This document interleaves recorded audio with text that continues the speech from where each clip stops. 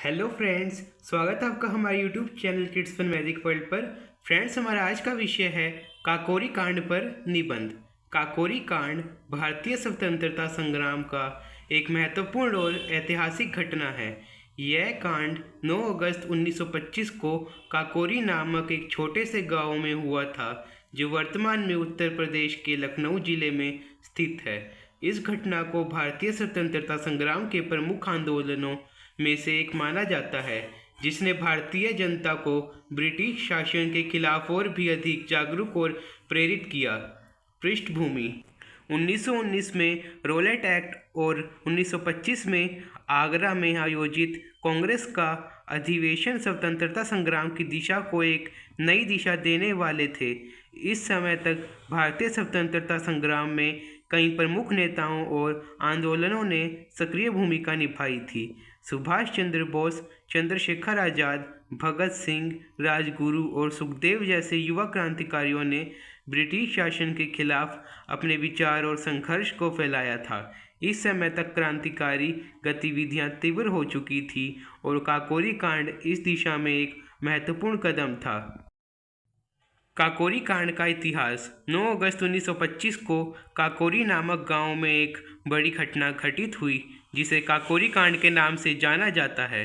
भारतीय स्वतंत्रता संग्राम के क्रांतिकारी दल, जो हिंदुस्तान रिपब्लिकन एसोसिएशन (HRA) के नाम से प्रसिद्ध था, ने इस कांड को अंजाम दिया। इस संगठन के प्रमुख सदस्य चंद्रशेखर आज़ाद, भगत सिंह, राजगुरु और सुखदेव थे।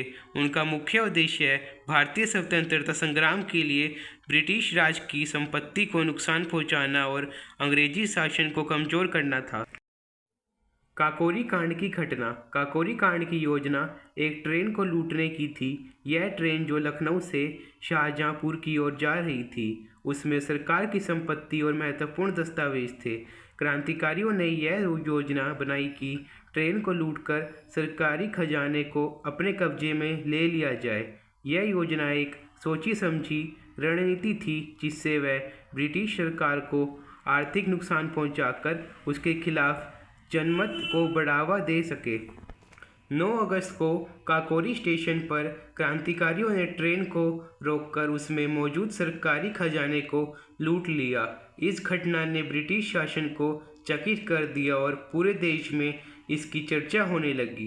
काकोरी कांड की योजना और क्रियान्वयन के बाद ब्रिटिश सरकार ने इस पर सख्त कार्रवाई की और कई क्रांतिकारियों को गिरफ्तार किया।